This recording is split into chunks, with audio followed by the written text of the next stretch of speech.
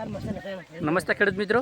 તો જે આપણે આ ચોળીનું વાવેતર કરેલું હતું અમારા નરેશભાઈને, અમારા કાકાના છોકરા જ છે. તો અમે બીજા ખેતરમાં ચોળી વાવેલી હતી, એમને આડા ખેતરમાં ચોળી વાવેલી હતી. તો આજે આપણે તેમના ખેતરમાં આવ્યા છે ચોળી જોવા માટે. તો તમે ચોળી જોઈ શકો કે કેવી છે ચોળી, તેની સાઈઝ પણ જુઓ અને તેનો બેસાર પણ કેટલો આવ્યો છે તમે જોઈ શકો છો. ગરમીમાં તો રહેવાનું, પણ અહીંયા તમે અહીંયા સાઈઝ જુઓ તો કમ્પ્લીટ 1 ફૂટની હાઈટ છે હાલમાં. હાલ વીણવાનું ચાલુ જ છે. એવું વાટું નથી કે એક જ જગ્યાએ એક જેવી આવી છે, બધે જોઈ શકો તમે. તો ભાઈ આને કહેવાય ચોળી, તમે જુઓ ખાલી આને ચોળી કહેવાય. ઘણા આપણે વિડીયો જોઈએ છે કે ખાલી ચોળી વાવી પણ એ ચોળી ના કહેવાય. ચોળી આવી જ ના દેખાવી જોઈએ કે આ ચોળી છે. ખાલી એક જગ્યાએથી વેણો ને તો એ 500 ગ્રામ નીકળી જાય આરામથી એક ડોકા ઉપરથી.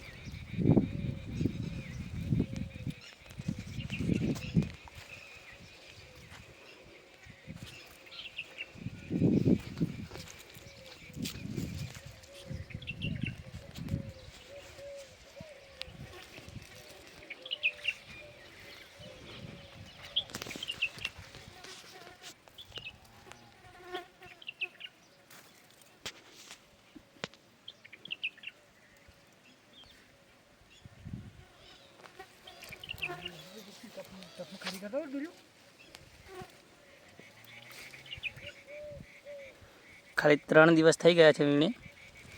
3 દિવસમાં તમે ખાલી જોઈ શકો છો કે કેટલી આવી જાય. આ ઢગો થઈ ગયો છે, જુઓ ખાલી.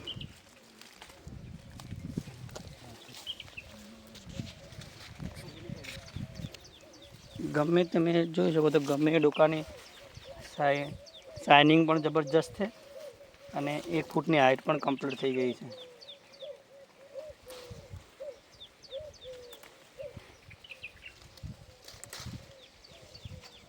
તો હાલમાં ભાવમાં થોડું જે આપણે 100 રૂપિયામાં હતા હાલમાં, તેની જગ્યાએ હાલમાં 50 રૂપિયા 40 રૂપિયા થઈ ગઈ છે.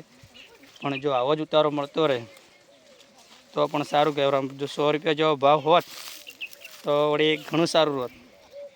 અને ખેડૂતોને તો 100 રૂપિયા તો ભાવ તો કોઈ દિવસ મળવાના જ નથી, કારણ કે 1-2 દિવસ ભાવ ચડ્યો હોય એટલે ત્રીજા દિવસ તો લોકોને બજેટ ખોવરાઈ જાય. ખેડૂતોને જે મળવું હોય મળે કે ના મળે, બીજા લોકોને તો બજેટ ફાઇનલમાં ખોવરાઈ જતું હોય છે. તો લોકોને ખેડૂતોને તો ભાવ મળવા જ જવા નથી.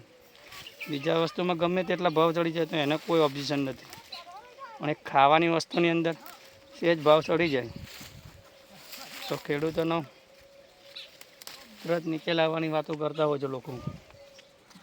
ભાવ ઉતારો બસ.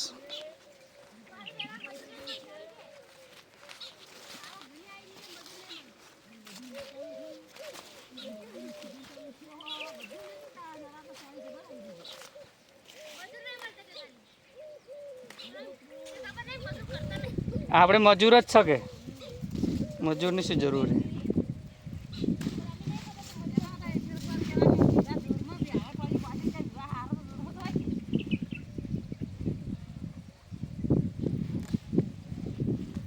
આ બધી ફોય પડતી છે એકી ફેરે.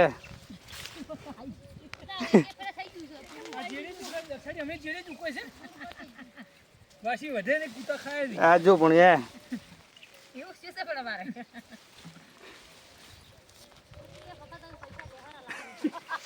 ઓનો ભાવ આવે તો ઘણું થઈ ગયું. એક જ બહુ ઘણું થઈ ગયું.